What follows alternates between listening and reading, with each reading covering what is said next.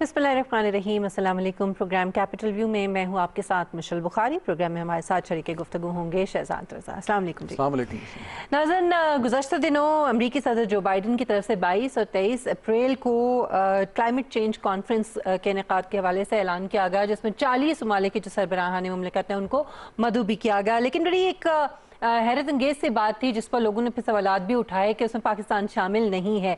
अभी इसका जो जवाब है वो दिया गया है वजीर आजम की तरफ से। इसका जवाब कह लीजिए या उनकी तरफ से एक ट्वीट की गई जिसमें उन्होंने बड़ी हैरत का इजहार किया उस शोर शराबे पर जो इस समिट में पाकिस्तान को मदऊ ना करने के ऊपर किया गया, जिससे एक तासुर यह आता है कि शायद ही कोई इतनी बड़ी बात नहीं थी। हालांकि हम ये देखते हैं कि पाकिस्तान उन 10 ममालिक बल्कि उस 10वें नंबर पर आता है उस फहरिस्त में जो कि सबसे ज़्यादा मुतासर हो रहे हैं क्लाइमेट चेंज की वजह से, जो मौसमियाती तब्दीलियाँ उनकी वजह से। और दूसरी अहम बात इसमें यह थी, सवालात उठाए जाने की जो वजह बनी वो ये थी कि पाकिस्तान के जो इक़दाम हैं वो बड़े ज़बरदस्त रहे हैं और इसकी पूरी दुनिया में पजीराई हुई है क्लाइमेट चेंज के हवाले से, खासतौर पर जो वज़ीर आज़म का विजन है उसको देखते हुए। लेकिन उसके बावजूद नहीं बुलाया गया। तासुर ऐसा लगता है कि जो ट्वीट है उससे ये लगता है कि वज़ीर आज़म को भी ये लगा कि कोई इतनी बड़ी बात नहीं थी। और फिर हमने ये भी देखा कि अमरीकी जो महकमा खारजा है उसने भी ये वजाहत की कि ये बहुत सारे इकदामात में से एक बड़ा छोटा सा इकदाम है और हम पाकिस्तान के साथ जो मौसमियाती तब्दीली का जो बहरान है जो पैदा हो रहे हैं पूरी दुनिया में, उसके हवाले से पाकिस्तान के साथ, इस्लामाबाद के साथ वाशिंगटन जो है वो काम करना चाहता है और काम कर सकता है। सो आज हम इसी हवाले से गुफ्तगू करेंगे और इस वक्त हमारे साथ मौजूद है मलिक अमीन असलम साहब, जो कि क्लाइमेट चेंज पर मुआविन ख़ुसूसी है वज़ीर आज़म के। बहुत शुक्रिया मलिक साहब आपके वक्त के लिए। मलिक साहब, एक तो ज़रा काइंडली वजाहत कर दीजिए जो ट्वीट आज की गई वज़ीर आज़म की तरफ से, जैसे जो मुझे समझ आया वो शायद ये कहना चाह रहे हैं कि ये कोई बड़ी बात नहीं है अगर नहीं मदऊ किया गया, क्योंकि जब पहले ही इतनी पजीराई पूरी दुनिया में पाकिस्तान के इकदाम को जो है वो दी जा रही है, तो फिर ये कौन लोग हैं जो शायद नॉन इशू को इशू बना रहे हैं? जी बिस्मिल्लाहिर्रहमानिर्रहीम। जी बिल्कुल, जो आज ट्वीट किया उन्होंने हैरत का इजहार इस बात पे नहीं किया कि कॉन्फ्रेंस में नहीं बुलाया गया, बल्कि इस बात पे किया कि लोग इस बात इस वजह से परेशान किस बात क्यों हुए हुए हैं और इतना शोर किस बात पे मचा हुआ है। सही। ये कॉन्फ्रेंस है वो अमेरिका पहले पेरिस एग्रीमेंट में बाहर हुआ, पहले अंदर था, फिर बाहर एग्रीमेंट से निकला, अब दोबारा वापस अंदर आ रहा है। तो कुछ लोगों ने सलाह मशवरे के लिए ये कॉन्फ्रेंस मंगाई है कि इसमें कुछ मिटर्स हैं बड़े जो उनको मदऊ किया गया है और इसके अलावा कुछ उनके पार्टनर कंट्रीज हैं जो कि वल्नरेबल भी हैं। कोई ऐसी लॉजिकल वो सिलेक्शन भी नहीं है, लेकिन बहरहाल वो उनकी मर्जी है, उन्होंने बुलाए हैं 40 लोगों को और उससे कंसल्टेशन कर रहे हैं। ये कोई फॉर्मल प्रोसेस नहीं है। और पाकिस्तान के main point prime minister Imran Khan साहब का ट्वीट का है वो ये है कि पाकिस्तान मुतासर है क्लाइमेट चेंज से और हमारे आने वाले फ्यूचर के लिए एक बहुत बड़ा सीरियस थ्रेट भी है, एक इशू भी है और इसके लिए हमने तैयार होना है। और ये जो हम दरख्त लगा रहे हैं, अपने प्रोटेक्टेड एरियाज को बचा रहे हैं, सारे इकदाम कर रहे हैं, इनका मकसद यही है कि पाकिस्तान को और आने वाली नस्लों को इस चीज़ के लिए तैयार किया जाए और हमारे मुल्क में अल्लाह ताला ने जो कुदरती वसाइल दिए हैं उनको इस्तेमाल करके हमारे ग्रीन कवर को बढ़ाया जाए, हमारे फॉरेस्ट कवर को बढ़ाया जाए। ये काम पाकिस्तान अपनी नस्लों के लिए और अपने बचाव के लिए कर रहा है। ये किसी कॉन्फ्रेंस में जाने के लिए या किसी मुल्क की खुशनुदी के लिए नहीं कर रहा। ये मेन पॉइंट है इमरान खान साहब की ट्वीट का। और वो इसमें बड़ा क्लियरली उन्होंने बताया कि हम जो इक़दाम कर रहे हैं इनको ग्लोबल रिकग्निशन भी मिली है, इनकी सक्सेस भी है ग्राउंड के ऊपर। और अगर कोई ममालिक इसमें हमसे तावन करना चाहते हैं, कुछ हमसे एक्सपीरियंस लेना चाहते हैं, तो हम उसके लिए तैयार हैं। जिस तरह अभी सऊदी अरेबिया के आपने देखा कि उन्होंने बिल्कुल पाकिस्तान, जिस तरह पाकिस्तान का 4 पॉइंट्स का एक ग्रीन इनिशिएटिव है, उन्होंने उसी 4 पॉइंट्स का अपना एक ग्रीन इनिशिएटिव लॉन्च किया। फिर उसके बाद प्राइम मिनिस्टर साहब से फोन पे भी बात हुई और अब वो एक MOU कर रहे हैं जिसमें वो एक्सपीरियंस और कोलैबोरेशन करना चाहते हैं पाकिस्तान से। तो पाकिस्तान इसके लिए तैयार है और पाकिस्तान एक इस बड़े अहम कौमी बैनुल अक़वामी मसले के ऊपर एक क्लाइमेट सोल्यूशन प्रोवाइडर के तौर पर दुनिया में सामने आ रहा है। तो ये कॉन्फ्रेंस के एक वर्चुअल कॉन्फ्रेंस है, उसको नहीं बुलाया, बड़ा अच्छा मलिक साहब, ये शोर मचना, ये समझ से बात नॉट अ बिग डील। जी, it's not a big deal. Malik साहब ये बताइए कि आपने सही कहा कि पाकिस्तान जो है वो सबसे जो मुतासरा ममालिक हैं उनकी फहरिस्त में शामिल है और कसूर हमारा नहीं है, लेकिन एक मैं सिर्फ चाहूँगा एक कंपैरिजन कि अमेरिका है जो ये इस तरह की कॉन्फ्रेंस अगर करता है जिसमें जाना कोई अहमियत की बात नहीं है, लेकिन फिर भी उसको रिकगनाइज़ करना चाहिए था कि पाकिस्तान उन ममालिक की फहरिस्त में शामिल है और हमारे जो रिकमेंडेशन या क्वेश्चन हैं वो एड्रेस होते। तो one of the top polluters in the world America, दूसरे नंबर पे चीन आता है। वो चीन में भी आप देख लीजिए कि उसने अपने आप को भी तो एक डेवलप कंट्री डिक्लेयर नहीं किया। क्वेश्चन इज कि इन दोनों ममालिक ने मुआशी तरक्की करने के लिए बहुत सी चीज़ों को वायलेट किया है। क्या ज़रूरी नहीं है कि हम अपनी मुआशी तरक्की को, ये सवाल होता है कि इन्वायरमेंट तो अपनी जगह बिल्कुल अच्छी बात है, लेकिन जो मुआशी तरक्की है उसमें अगर कुछ ना कुछ नुकसान भी हो जाए तो कोई फ़र्क नहीं पड़ता। अमेरिका और चीन की लोग मिसाल देते हैं। देखिए, इसमें एक चीज बड़ी क्लियर है कि जो अमेरिका और चाइना ने अपनी डेवलपमेंट की और बहुत सारे डेवलप्ड कंट्रीज ने जिस पाथ के ऊपर वो चले हैं, जिसकी वजह से दुनिया में आज ये मसाइल पैदा हुए हुए हैं, क्लाइमेट चेंज का है, बायोडाइवर्सिटी लॉस का है, हमारी स्पीशीज एक्सटेंट हो रही हैं। उसके अलावा कोविड जो है वो भी उसी का नतीजा है कि हमने नेचर के साथ अपने बैलेंस को खराब कर दिया है। अल्लाह ताला ने ये जो जमीन बनाई है ये सिर्फ इंसानों के लिए नहीं बनाई, इस पर और भी बहुत सारे क्रीचर्स हैं, बहुत सारे मखलूकात हैं। इन सब का राइट है, उनकी स्पेस है इस दुनिया के ऊपर, और अल्लाह ताला का नेचर का एक अपना बैलेंस है। हमने उस बैलेंस को पुश किया है इन तमाम इश्यूज के ऊपर और उसको एक इम्बैलेंस की तरफ ले गए, जिसका रिएक्शन है नेचर। अब अगर बाकी जो ममालिक रह गए, जिस तरह पाकिस्तान है, उसमें पाकिस्तान में भी तरक्की करनी है बहुत। अगर हम भी उसी पाथ पे चलेंगे तो ये मसले को मजीद हम बिगाड़ते जाएंगे, अपने लिए भी और दुनिया के लिए भी। तो पाकिस्तान तो उन ममालिक में से जिसने एक डिफरेंट पाथ पे अभी से चुन लिया है। ये ममालिक तो आगे खराब रास्ते पे आगे जाके फिर यू टर्न ले रहे हैं वहां से। तो पाकिस्तान ने तो अभी कह दिया कि हम चाहते हैं कि हम रिन्यूएबल एनर्जी के ऊपर डेवलपमेंट करें, हम चाहते हैं कि हम इलेक्ट्रिक व्हीकल्स की तरफ जाएं, हम चाहते हैं कि हम अपनी फॉरेस्ट्री के जो गलत रास्ते की तरफ हम जा रहे थे, डिफॉरेस्टेशन, उसको कम करें और नए फॉरेस्ट लगाएं। हम चाहते हैं कि अपने प्रोटेक्टेड एरियाज और अपनी नेचुरल रिसोर्सेज को बचाएं, अपनी बायोडाइवर्सिटी को बचाएं। ये तो वो रास्ता है जो इन ममालिक ने 20-30 साल नेचर को खराब करके सीखा है कि हमने ये करना है। तो हम तो ऑलरेडी उस रास्ते पे हैं। तो इसलिए ये एक ऐसी चीज है जो कि पाकिस्तान इन ग्रीन इनिशिएटिव में एक ग्लोबल लीडर के तौर पे इस वक्त दुनिया में माना जा रहा है। ठीक। अच्छा मलिक साहब, एक तरफ तो वज़ीर आज़म ने भी ये कहा अपनी ट्वीट में कि हम अपने तजुर्बे से कोई भी अगर रियासत या कोई भी मुल्क जो है वो फ़ायदा उठाना चाहे हमारे तजुर्बे से तो हम इसके लिए तैयार हैं।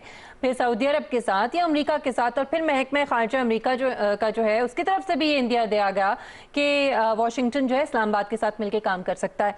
ये कितना फ़ायदेमंद पाकिस्तान के लिए साबित हो सकता है, और क्या आपको लगता है कि आने वाले दिनों में सऊदी अरब के साथ जो है इस हवाले से और अमेरिका के साथ किसी किस्म की कोई डेवलपमेंट सामने आ सकती है?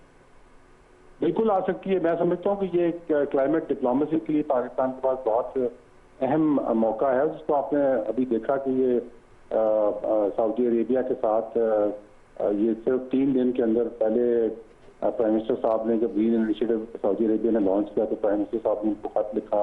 अगले दिन ही जो वली अहद साहब है उनकी कॉल आई प्राइम मिनिस्टर साहब को, फिर उसके अगले दिन वो एम्बेसडर मेरे पास आए खुद और उन्होंने कहा कि हम अभी कर सकते हैं। ये अगर हमें, क्योंकि ये हुआ इसलिए कि पाकिस्तान एक इस फील्ड के अंदर एक प्रोएक्टिवली काम कर रहा है, ग्राउंड पे काम करके दिखा रहा है। ये कॉन्फ्रेंसेस जो होती हैं, जो मैं कई कॉन्फ्रेंसेस मैं खुद गया हूँ, मतलब ये 15 साल से मैं क्लाइमेट कॉन्फ्रेंस पे जा रहा हूँ। इधर बातें होती हैं सारी, जो अमली काम है वो बहुत कम ममालिक कर रहे हैं। तो पाकिस्तान उन चंद ममालिक में से है जिन्होंने अमली काम किया और अपने पैसों के साथ किया है। लोग इंतजार में रहते हैं कि हमें कहीं से फंड आएगा तो हम ये काम करें।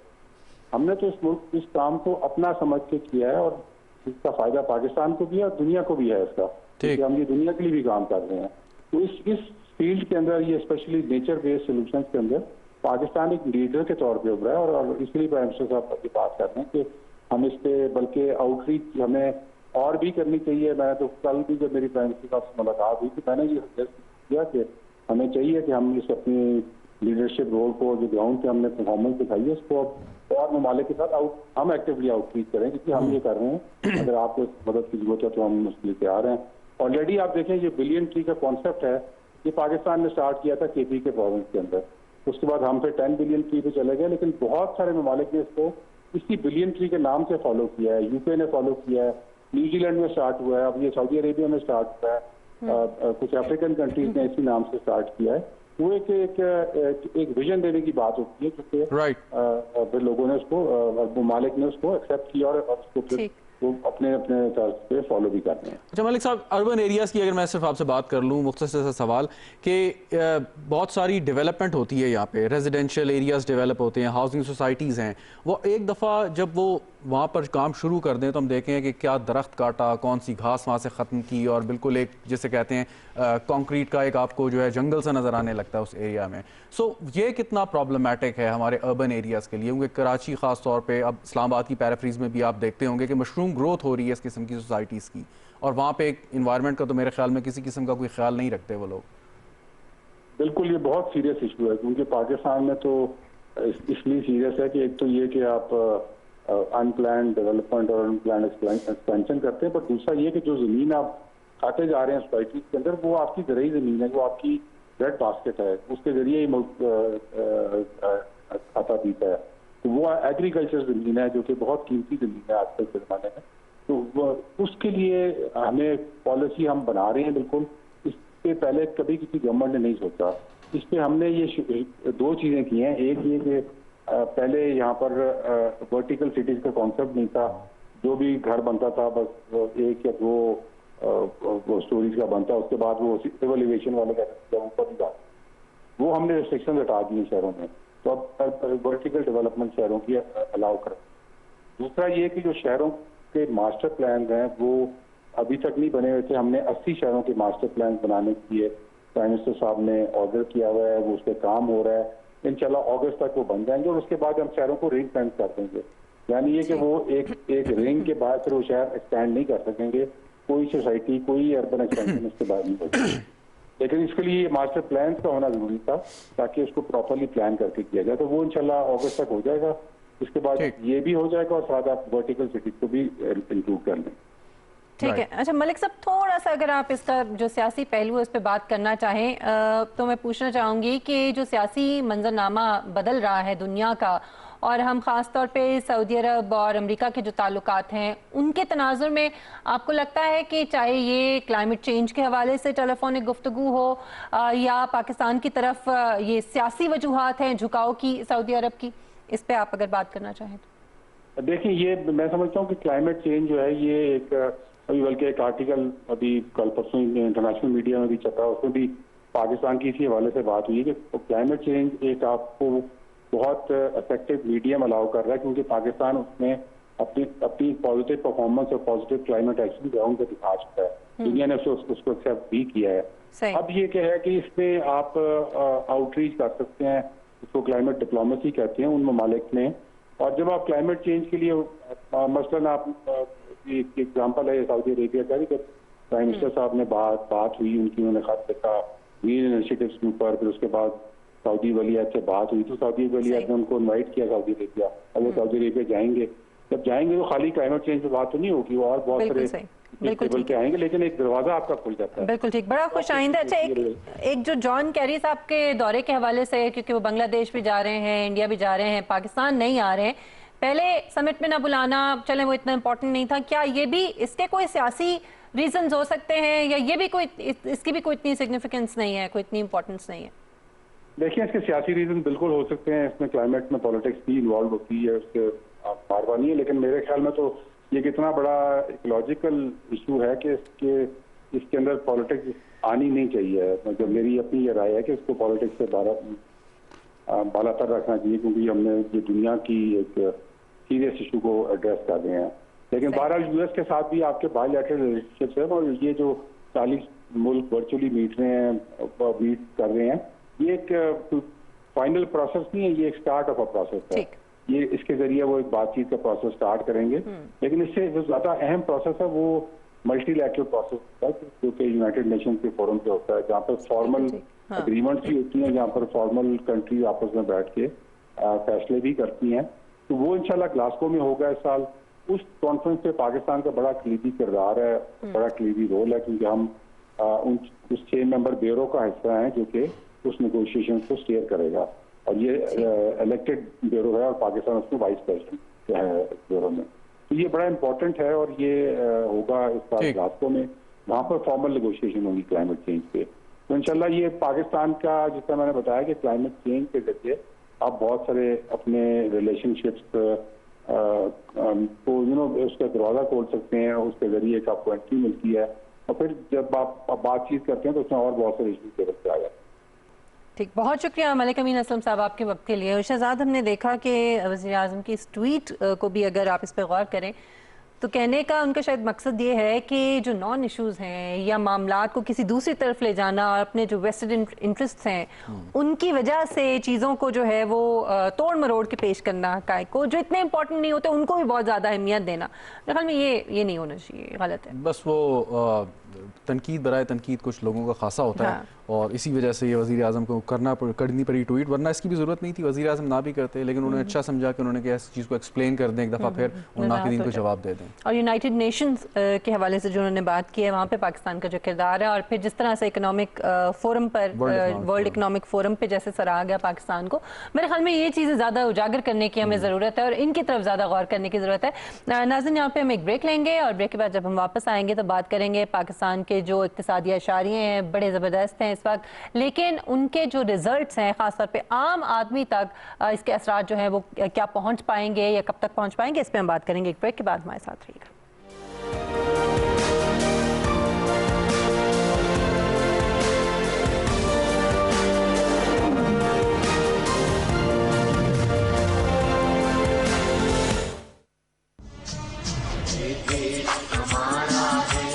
आपका वजीर आजम आपके साथ। वजीर आजम पाकिस्तान इमरान खान से फोन पर बराह रास्त बात करें।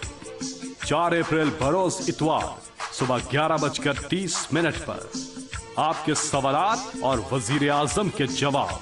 राब्ते के लिए फोन नंबर 051-922-4900। वजीर आजम से आपकी बातचीत टेलीविजन, रेडियो और डिजिटल मीडिया पर बराह रास्त नशर की जाएगी। आपका वजीर आजम आपके साथ।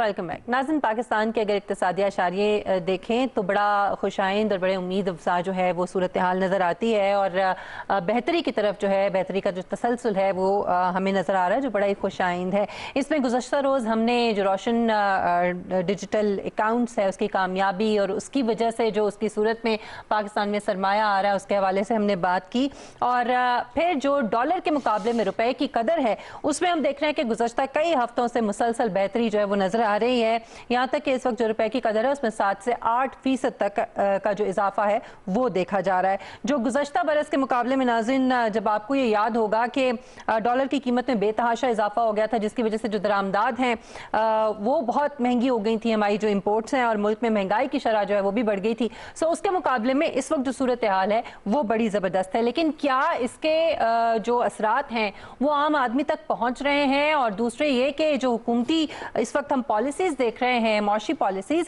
क्या वो दुरुस्त सिमत में जा रही हैं? इस हवाले से आज हम जायज़ा लेंगे, प्रोग्राम में हम बात करेंगे।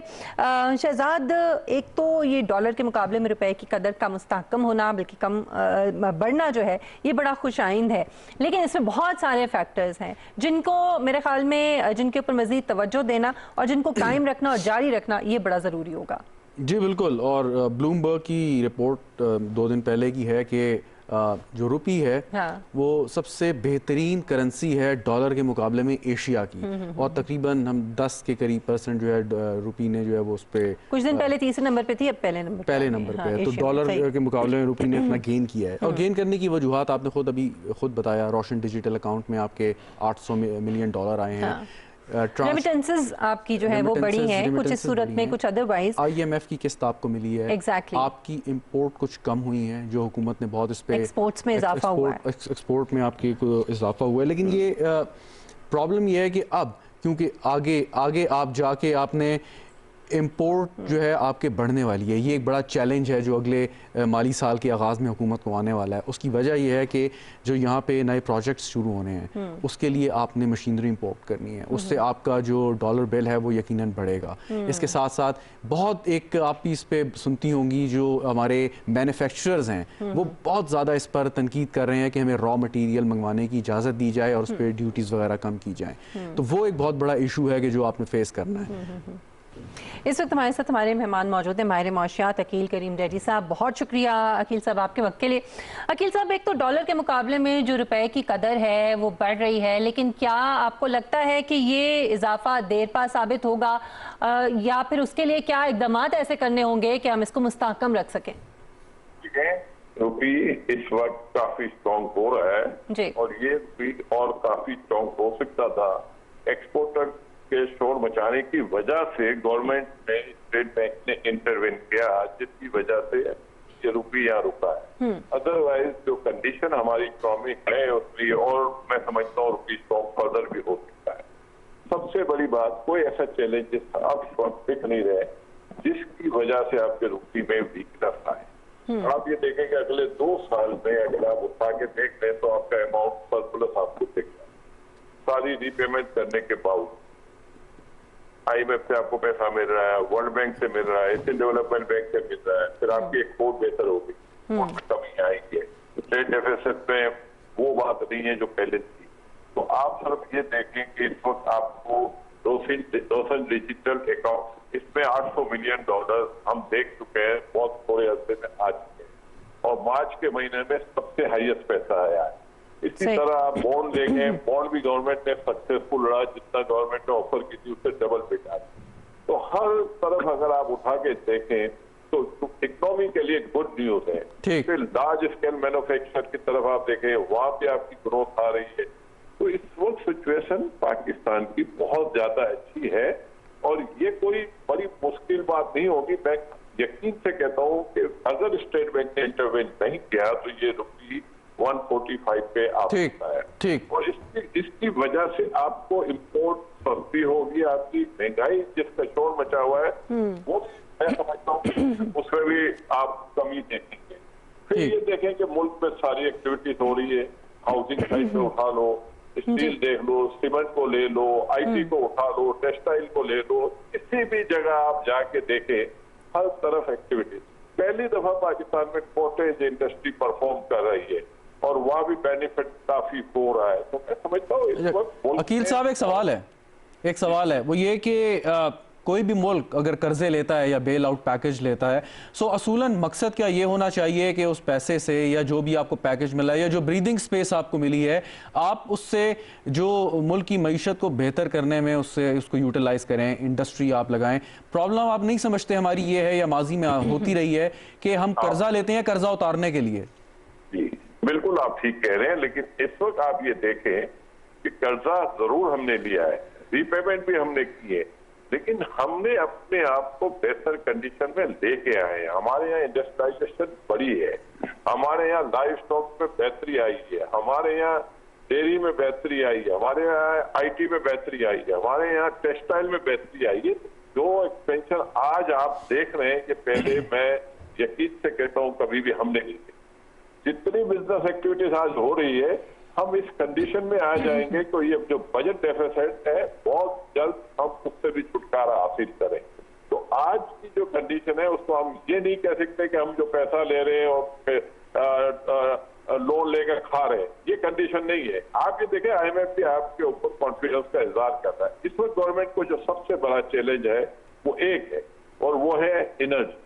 गवर्नमेंट इसके ऊपर मुसलसल बैठी हुई है, कोशिश हो रही है कि किसी भी तरह से ये सब्सिडी, ये आपको जो कैपेसिटी पेमेंट देनी है, इस मुश्किल से हम निकले। इस वक्त गवर्नमेंट इसके ऊपर फोकस कर रही है और गवर्नमेंट ने बहुत सारे स्टेप्स लिए जिसमें एक कैप्टिव पावर को बंद करने का है। बदकिस्मती ये है कि लोगों को स्टे मिल गया है और वो गवर्नमेंट अपनी पॉलिसी इम्प्लीमेंट नहीं कर सकी। इसमें बिजनेस कम्युनिटी और गवर्नमेंट को एक साथ बैठना होगा, इस मसले का हल निकालना होगा, क्योंकि एनर्जी सस्ती होगी तो ये मुल्क बहुत ज्यादा ग्रो करेगा। सही। अकील साहब, आप खुद एक मारूफ कारोबारी शख्सियत हैं, लेकिन हम ये देखते हैं कि हमारे अंदर से ही कुछ ऐसे एलिमेंट्स और ऐसे लोग हैं जो माफियाज की सूरत में काम करते हैं, जैसे शुगर माफिया, जिसके ऊपर अब हाथ भी डाला है हुकूमत ने। और अभी मैं ये पढ़ रही थी कि जो हमें इंपोर्ट करनी पड़ी गंदम और चीनी, क्योंकि ज़ाहिर है उसकी किल्लत हो गई मार्केट में, उसकी वजह से डॉलर जो है वो उतना नीचे नहीं गया जितना शायद मजीद नीचे वो जा सकता था। सो इन माफियाज को कंट्रोल करना और इसके ऊपर काबू पाना, ये कितना जरूरी है मामला को सही करने? मैं आपको एक बात बता दूं जी। शुगर माफिया के बारे में हमें बात इसलिए नहीं करनी चाहिए, शुगर की वजह से कोई पब्लिक इफेक्ट नहीं होती, आम आदमी इफेक्ट नहीं होती। वीट के बारे में हम कह सकते हैं कि वीट एक ऐसी है कमोडिटी है कि इसको हर सूरत में सस्ता होना चाहिए, क्योंकि हर घर में वीट खाई जाती है और हर आदमी, एक खानदान रोज की 4 किलो वीट इस्तेमाल करता है। तो वीट के बारे में गवर्नमेंट ने सब्सिडी भी दी है, इंपोर्ट भी किया है, और गवर्नमेंट ने अभी तक वीट सस्ते रेट में आवाम को प्रोवाइड कर रही है। लेकिन ये जो बीच के लोग ये सब्सिडी खा जाते हैं, इसका सदुपयोग होना चाहिए और गवर्नमेंट को इसको फोकस करना चाहिए। चीज हमारा इशू नहीं है, हमारा इशू सिर्फ बीज है। और आज आप ये देखें कि गंदम जो कि 60 रुपए किलो हो गई थी, अब 45 रुपए किलो पहुंच चुकी है। फिर आप दूसरी तरफ देखें राइस 66 रुपए। माजरत एक बात कहूँ वकील साहब, यानी 115 रुपए की चीनी अगर किसी शहर में मिलेगी या 110 की मिलेगी तो आपके ख्याल में वो ठीक है, उससे कोई फर्क नहीं पड़ेगा? आम आदमी ने तो चाय पीनी होती है अकील साहब, और चीनी डाल के पीनी होती है। रमजान का फैक्टर भी नजर मेरी एक बात सुन ले, मैं जो आपको कहना चाहता हूँ, एक घर में 6 लोग हैं, 6 लोग, हर आदमी 0.14 किलो आटा खाता है, तो रोज का 6 लोगों में 1.5 किलो आटे की जरूरत है। लेकिन अगर आप चीनी देखें तो महीने की चीनी की 1 किलो से ज्यादा की डिमांड नहीं।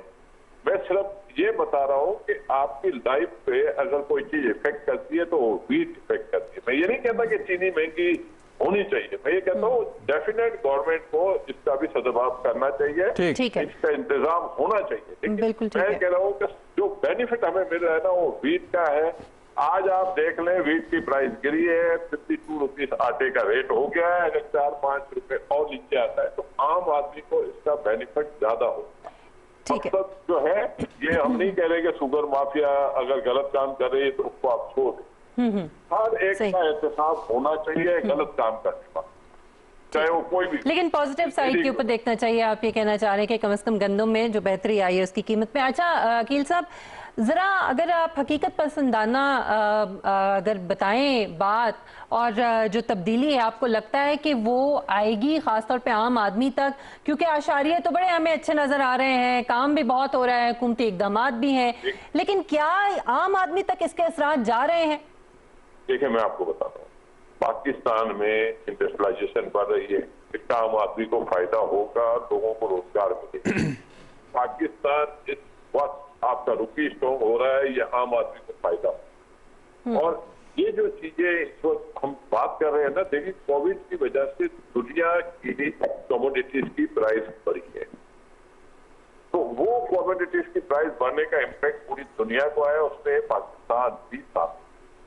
आप ये देखेंगे वीट की प्राइस $180 थी, $300 की चली गई। इसी तरह शुगर की प्राइस बार बढ़ गई। इसी तरह पाम ऑयल जो कि $600 कभी नहीं होता, $600 से नीचे होता था, $1000 पे आ गया। तो हम ये कह रहे हैं कि ये मुश्किलात सबके साथ है। अब पिछले 2 हफ्ते से हम देख रहे हैं कि उसमें बेहतरी आ रही है, और ये जो बेहतरी है ये हमारे जब लोगों को रोजगार भी मिलेगा और चीजें भी सस्ती होंगी तो उसका डेफिनेट फायदा होगा।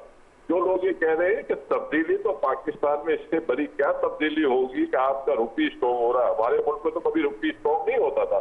हमारे यहाँ तो जब डिवैल्यूएशन होता है उसके बाद कोई उम्मीद नहीं होती है, लोग डॉलर में इन्वेस्टमेंट ज्यादा करते हैं, कारोबार में कम करते हैं। आज ये देखें लोग कारोबार में इन्वेस्टमेंट कर रहे हैं, डॉलर की तरफ नहीं जा रहे। ये हमारी बहुत बड़ी कामयाबी है। एग्जैक्टली। जी, 2 मुख्तसर बातें। एक तो ये कि ये जो डॉलर और रुपी का जो ये मुकाबला है और पैसा जो है उसकी कदर मजबूत हो रही है, इसका फ़ायदा आप समझते हैं तमाम इंडस्ट्री इसको हो रहा है और वो आगे आम लोगों को पास ऑन भी कर रही हैं? To give you an example, auto industry. आपकी बात सही है कि पास ऑन अभी तक नहीं हुआ है। जैसे कार मैन्युफैक्चर है, उसने गाड़ी महंगी कर दी जब डॉलर बढ़ा था, अब जब सस्ती भी है तो उनको सस्ती करनी पड़ेगी। इसके लिए गवर्नमेंट को अपनी जिम्मेदारी पूरी करने की जरूरत है। अगर कोई इस रुपी स्टॉक होने का बेनिफिट अवाम को नहीं दे रहा तो वो ज्यादती कर रहा है। मैं आपको यकीन से कहता हूँ जो आपका रुपी स्टॉक हुआ इसका बेनिफिट आम आदमी तक पहुंचेगा। ठीक ठीक। एक मुख्तसर बात और अकील साहब, वो ये कि जो स्टेट बैंक को हुकूमत ने ज्यादा बाख्तियार बनाने का फैसला किया है, इसको आप कैसे देखते हैं? देखें, हर इदारे को बाख्तियार होना चाहिए, हमारी ये हमेशा से डिमांड रही है। अगर स्टेट बैंक इंडिपेंडेंट होगा तो पाकिस्तानी लोग होंगे, कोई बाहर से नहीं आएंगे वहां बैठे हुए।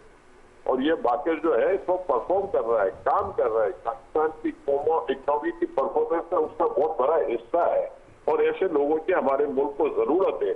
और अगर वो इंडिपेंडेंट हो के ज्यादा बेहतर काम करेगा, हमें उन पर भरोसा करने की जरूरत है। ये नहीं है कि गवर्नमेंट इनके खिलाफ कोई डिसीजन नहीं रहा, अगर कोई गलत काम करेगा गवर्नमेंट हो। ये नहीं है कि ये कोई अगर इंडिपेंडेंट हो गया तो आपको जवाब दे तो हमेशा से हर आदमी रहेगा। तो मैं ये कह रहा हूँ कि हमें इस देखें गवर्नमेंट के खिलाफ कोई चीज लोगों को मिल नहीं रही है तो ये इशू पकड़ लिया। तो भाई हम तो चाहते हैं हर इदारा इंडिपेंडेंट हो, हम तो जुडिशरी आजाद है, बाकी जगहों पे भी जितने भी रेगुलेटर है इनको हमें मजबूत करना चाहिए ताकि वो इंडिपेंडेंट डिसीजन ले सके मुल्क के इंटरेस्ट में। तो हमें दुआ करनी चाहिए कि इदारे मजबूत हो। हम क्यों ये सोचते हैं कि ये इदारे मजबूत होंगे तो हमें नुकसान होगा? कभी भी हमें नुकसान नहीं होगा। अगर ये इंडिपेंडेंट रहेंगे हमें उसका बेनिफिट मिलेगा, कभी भी नहीं हो सकता कि वो हमें नुकसान पहुंचे। ठीक ठीक। बहुत शुक्रिया अकील करीम डैडी साहब आपके वक्त के लिए। और बड़ी ये सही बात है कि मसाइल अपनी जगह, लेकिन हुकूमत के जो इकदामात हैं, जो पॉजिटिव इकदामात हैं जिनकी वजह से सूरत हाल बेहतर हो रही है, ज़ाहिर है वक्त लगता है चीज़ों को ठीक करने में, लेकिन कम से कम हमें उस पॉजिटिव साइड के ऊपर देखना चाहिए, उसको अप्रिशिएट करना चाहिए। नाज़रीन एक ब्रेक लेते हैं, ब्रेक के बाद इस वक्त कोविड-19 को लेकर तशवीशनाक सूरत हाल है पाकिस्तान के अंदर, इस थर्ड वेव को लेकर, इसके हवाले से गुफ्तगू करेंगे। हमारे साथ रहिएगा।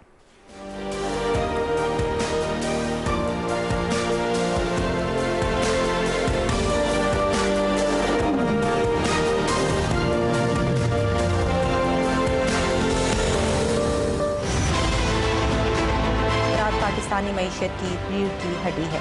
ये न सिर्फ सनतों को खाम माल फराहम करती है बल्कि सैकड़ों अफराद का रोजगार भी इसी से मुंसलिक है। इसने कॉटन बेल्ट के साथ खिलवाड़ किया, कपास को क्यों काश नहीं करने दिया, और गन्ने की हमारी एक्सेस है। आप उस वक्त कीमत फिक्स करते हैं जिस वक्त काश्त का वक्त हो, सोइंग टाइम हो। वो आपको थ्रेट करते हैं कि या तो गन्ना ज़ाया करवा लो या इसकी प्रोडक्शन कर लो, हमारे पास तो एक्सेस पड़ी।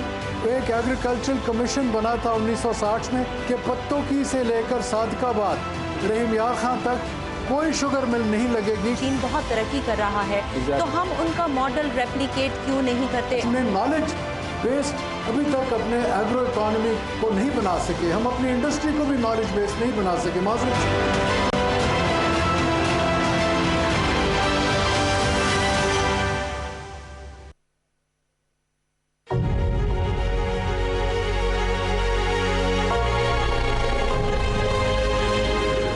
कोरोना वायरस से कितने लोग सेहतयाब हो जाते हैं?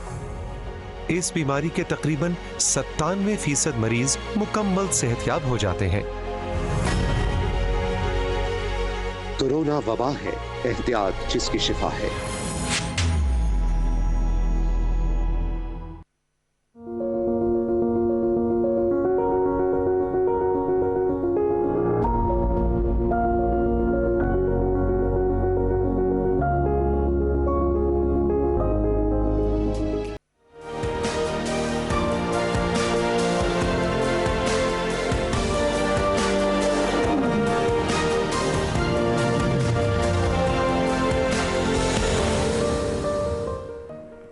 वेलकम बैक नाज़रीन। कोविड-19 इस वक्त उसकी जो थर्ड वेव है वो इंतहाई तशवीशनाक है, जिस पर NCOC ने भी बड़ी तशवीश का इजहार किया है।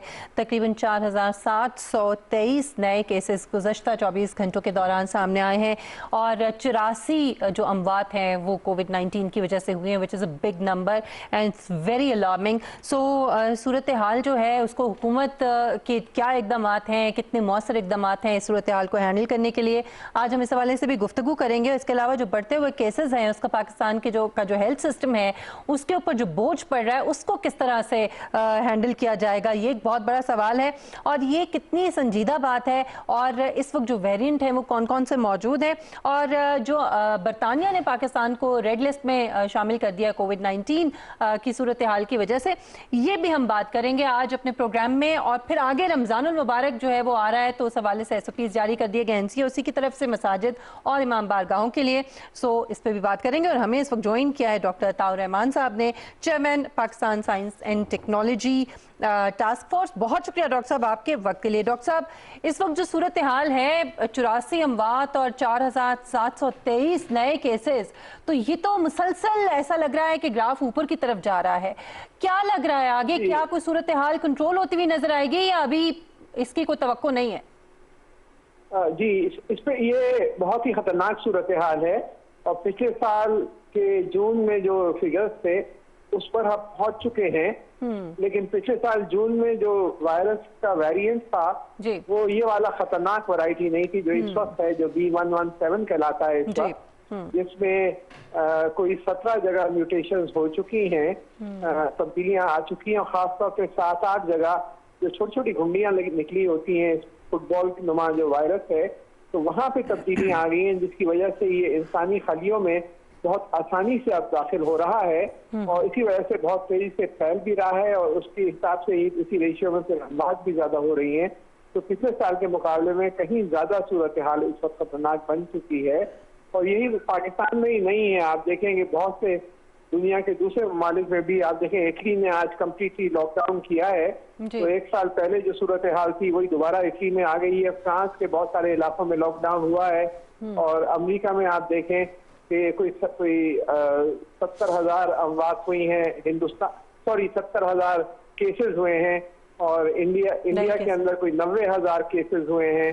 तो बहुत ही खतरनाक सूरत हाल है। पाकिस्तान में फिर भी अल्हम्दुलिल्लाह बेहतर है सिचुएशन, लेकिन ये बहुत जल्दी आउट ऑफ कंट्रोल हो सकती है अगर हमने एसओपीज को फॉलो नहीं किया, एहतियात नहीं की। खासतौर से जो रमजान का महीना आ रहा है उसमें बहुत ज्यादा एहतियात की जरूरत है। नमाजी जमात के लिए जाएं तो कम से कम 8-10 फुट का फासला रखें और इस तरह के एसओपीज को फॉलो करें, वरना ये बहुत तेजी से बहुत ज्यादा फैल सकता है और कोई इसका इलाज नहीं है, कोई इसका बचाव का तरीका वैक्सीन है और वैक्सीन आते हुए भी अभी 6 से 12 महीने लगेंगे कि इस तादाद में आपको वैक्सीन लग जाए कि 15-18 करोड़ आपके लोग वैक्सीनेट हो जाएं। तो इतनी वैक्सीन अभी अवेलेबल भी नहीं है, तो और कोई दवाई भी इसके लिए अवेलेबल नहीं है। तो इसके लिए सिवाय एसओपीज को फॉलो करना और सख्ती से उनको इम्पोज करने की कोशिश करना, यही किया जा सकता है। ठीक। अच्छा डॉक्टर साहब, ये वैक्सीन आप एक दफ़ा अगर लगवा लें तो उसके बाद दोबारा भी आप कैच कर सकते हैं ये वायरस या नहीं? जी, दोबारा कैच कर सकते हैं। अगर वैक्सीन आपने लगवा ली, दोनों डोजेज लगवा ली और फिर पूरी तरह एंटीबॉडीज डेवलप हो गई तो फिर भी आप कैच कर सकते हैं, लेकिन फिर शदीद बीमार नहीं होंगे और अमवात नहीं होंगी। फ्लू की तरह का असर आएगा और फिर गुजर जाएगा, तो इसमें खतरा खत्म हो जाता है। 100% केसेस के अंदर खतरा खत्म हो जाता है, लेकिन फिर भी लाइट आपको 70-80% केसेस में तो फिर बिल्कुल कोरोना वायरस अटैक ही नहीं करेगा, और लेकिन 20-25-30% केसेस में फिर भी अटैक करेगा, लेकिन आपको बहुत हल्के से सिम्टम्स होंगे, सीवियर सिम्टम्स नहीं होंगे। जी, अच्छा डॉक्टर साहब, जो हेल्थ सिस्टम पर इस वक्त बोझ बढ़ रहा है ये कितना अलार्मिंग है, जरा इसके बारे में भी बताइए। जी, इसमें अब बहुत ज्यादा, कुछ शहरों में तो बहुत ज्यादा सिचुएशन खराब होती जा रही है। 80-90% जो आपके वेंटिलेटर्स हैं और जो बेड्स हैं, इस तरह के ऑक्सीजन बेड्स वो पूरे हो चुके हैं। तो अगर ये आगे नहीं एक्सपैंड नहीं किया और कर्व 5,000 तक रहा, इससे नहीं बढ़ा, तो हम हैंडल कर पाएंगे। लेकिन अगर खुदा न खास्ता ये 7-8-9,000 की तरफ चला गया तो उसी रेशियो से फिर मरीजों की तादाद भी बढ़ेगी और जो शदीद बीमारियों में मुब्तला हैं उनकी तादाद भी बढ़ेगी, तो फिर सिचुएशन आउट ऑफ कंट्रोल हो सकती है। तो उम्मीद है हमारी कि 5-5,500 लेवल के ऊपर ये लेवल ऑफ हो जाए और ये इसके ऊपर ना बढ़े, बल्कि थोड़े अरसे बाद ये वापस गिरना शुरू हो जाए। और ये इस पर डिपेंड करता है कि आपकी लॉकडाउन पॉलिसीज क्या रहती हैं और आपकी जो पॉपुलेशन है वो एसओपीज को किस हद तक फॉलो करती है। डॉक्टर साहब, ये जो SOPs की आप बात कर रहे हैं, रमज़ान मुबारक का महीना जो है वो सर पे है, लोग बड़े इमोशनल होते हैं इबादत के लिए, बड़ी अच्छी बात है, जाहिर है उनका दिल चाहता है सबका कि मसाजिद में, इमाम बारगाहों में जाके इबादत करें, लेकिन जाहिर है सेहत है तो ही इबादत हो सकेगी, हर चीज़ सेहत के साथ है, ज़िंदगी के साथ है। सो जो SOPs जारी किए गए हैं, बड़े स्ट्रिक्ट SOPs हैं जो NCOC की तरफ से जारी किए गए हैं, ये कितने प्रैक्टिकल बनाए जा सकते हैं? क्योंकि इनको मेक श्योर करना इंतज़ामिया का काम है, जिसमें मसाजिद की इंतज़ामिया जो है वो बड़ी इंपॉर्टेंट है। सो हुकूमत इसके लिए क्या करेगी कि उनको मेक श्योर करे कि वो ये SOPs जो हैं उनको उनका इजरा कर सकें? जी, ये बहुत अहम सवाल किया है आपने, क्योंकि हुकूमत कवानीन तो बना सकती है, लेकिन जो इम्प्लीमेंटेशन है उन कवानीन का, उनको लागू जो करना है वो एक बहुत ही मुश्किल मरहला होता है। और मसाजिद का जो आपने जिक्र किया है, इसमें मसाजिद की जो अपनी इंतजामिया की तंजीमें हैं उनको बहुत एक्टिव पार्ट प्ले करना पड़ेगा। अब जैसे ये कहा गया है कि आप वुजू घर से कर आएं ताकि लोग एक साथ वुजू की जगह पे जमा ना हो, अंदर मसाजिद में कालीन वगैरह नहीं होने चाहिए बल्कि फर्श के ऊपर नमाज पढ़ी जाए, एक खास डिस्टेंस रखा जाए, फासला रखा जाए, सब मास्क पहने। ये जो है ये इसको इम्प्लीमेंट कौन करेगा? अल्हम्दुलिल्लाह लाखों मसाजिद हैं हमारे मुल्क में, तो हर जगह पे ये उनके ऊपर जो इमाम है मस्जिद के, उनके ऊपर ये लागू होता है फर्ज कि वो जिंदगियों को सब प्रोटेक्ट करें लोगों की, और ऐसी सूरत हाल ना पैदा होने दें कि खुदा ना खास्ता लोग बीमार और अमवात शुरू हो जाएं।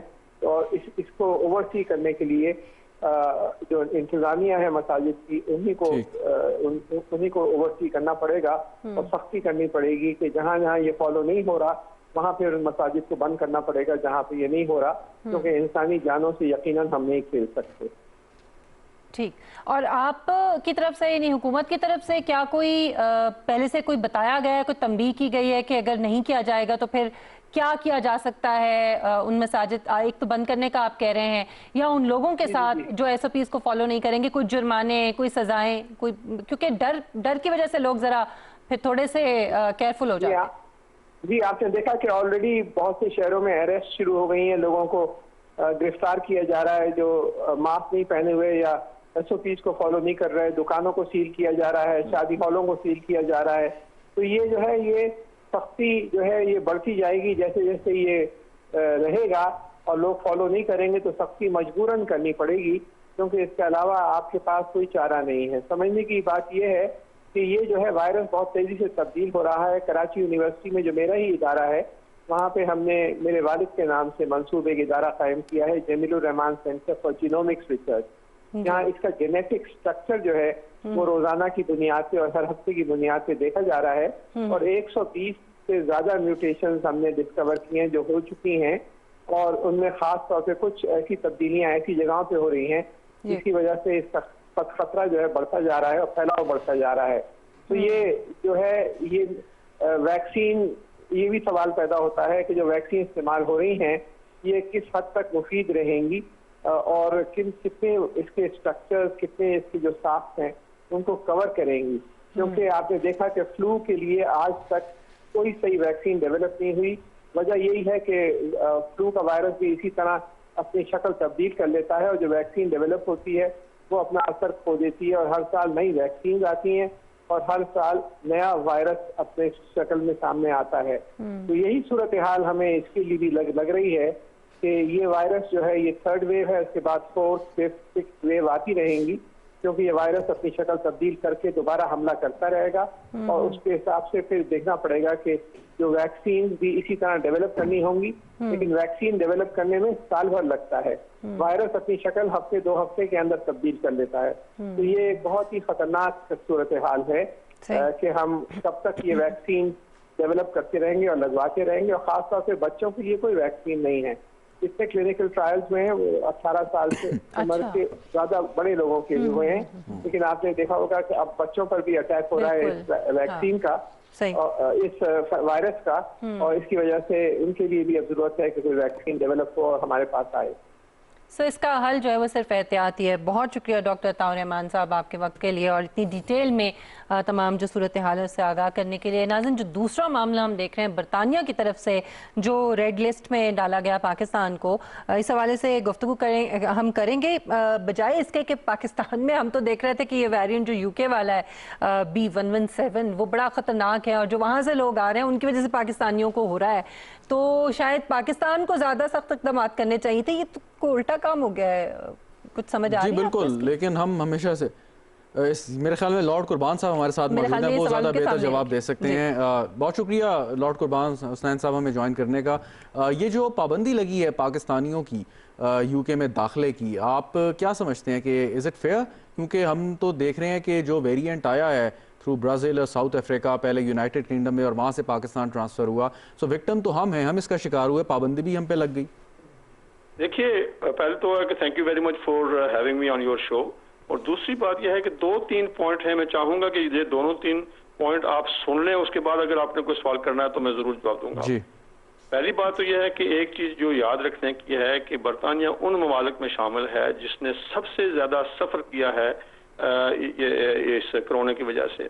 हमारे जो है वो यहाँ पे 4.35 मिलियन केसेस जो हुए हैं और 1,27,000 आदमी हमारा जो है वो सो फार मर चुका है इस मर्ज से, और रोजाना के 68,000 नए केसेस थे जब हम पीक पर थी ये मर्ज इस मुल्क में।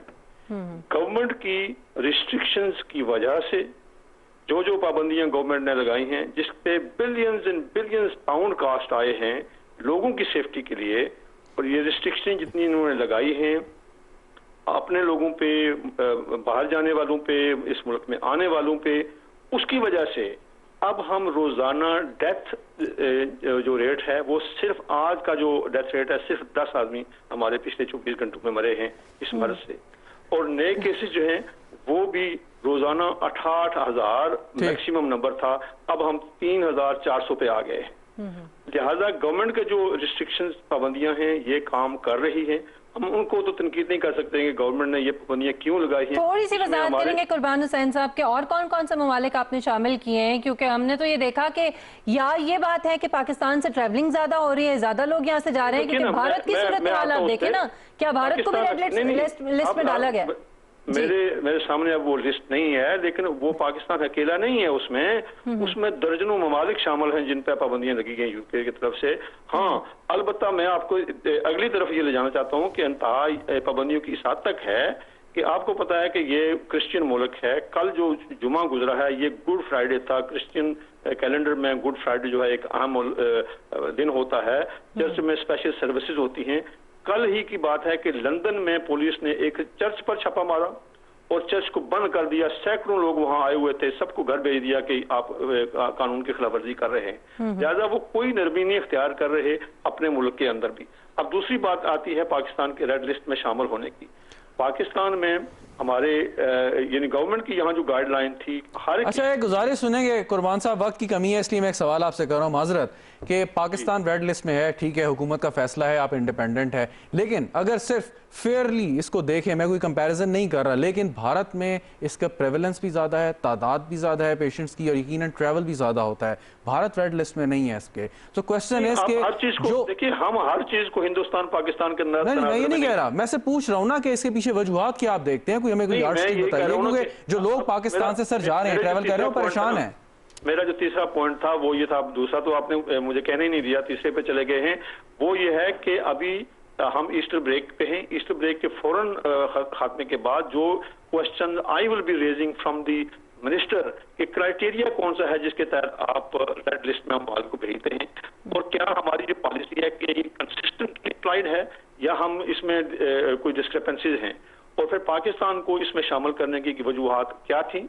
और तीसरी जो बात है वो हम ये समझते हैं कि वहाँ इस वक्त 40,000 हमारा ब्रिटिश पाकिस्तानी जो है वो पाकिस्तान में फंसा हुआ है, और जो खर्चा है वो 1700 पाउंड पर पर्सन ये है, ये बहुत बड़ी यानी रकम है, हर आदमी अफोर्ड नहीं कर सकता है। हमने चीपर ऑप्शंस क्यों नहीं लिए हैं, और फिर यह है कि आप कितने रिलीफ दे रहे हैं। हमारा तो यह ख्याल है कि कम से कम 3-4 साल लोगों को देने चाहिए कि वो वापस पे कर सकें, क्योंकि अभी तो जो कानून है उसके मुताबिक तो आपको फौरी पे करने होंगे।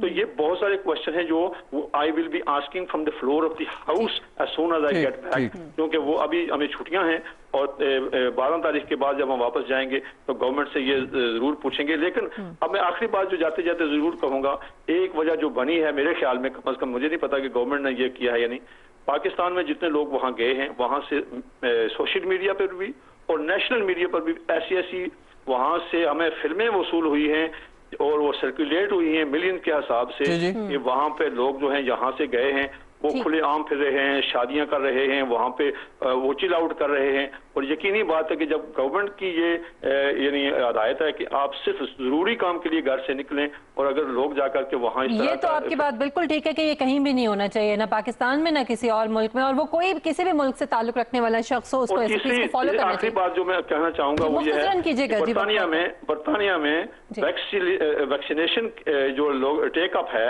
हमारी कम्युनिटी बहुत रिलक्टेंट है वैक्सीनेशन देने के लिए, और इस वजह से भी हम यानी समझते हैं कि लोगों को इस पर तवज्जो देनी चाहिए। बहुत शुक्रिया लॉर्ड कुर्बान हुसैन साहब आपके वक्त के लिए। बड़ी इंपॉर्टेंट बात जो आखिरी में यहाँ पे करना चाहूंगी वो ये है कि मसाइल जरूर सामने आते हैं, जाहिर है जो लोग यहाँ फंसे हुए हैं, जो लोग वहाँ फंसे हुए हैं, उनकी फैमिलीज यहाँ हैं या वहाँ हैं, उनके लिए बहुत बड़ा मसला है, लेकिन जान है तो जहान है, सेहत है तो सब कुछ है, और आपको एसओपीज को फॉलो करना है, एहतियात करनी है, चाहे आप यहाँ हो या वहाँ पे हो। इसके साथ ही मिशेल बुखारी, शहजाद रज़ा को इजाजत दीजिए, अपना बहुत बहुत ख्याल रखिए। अल्लाह।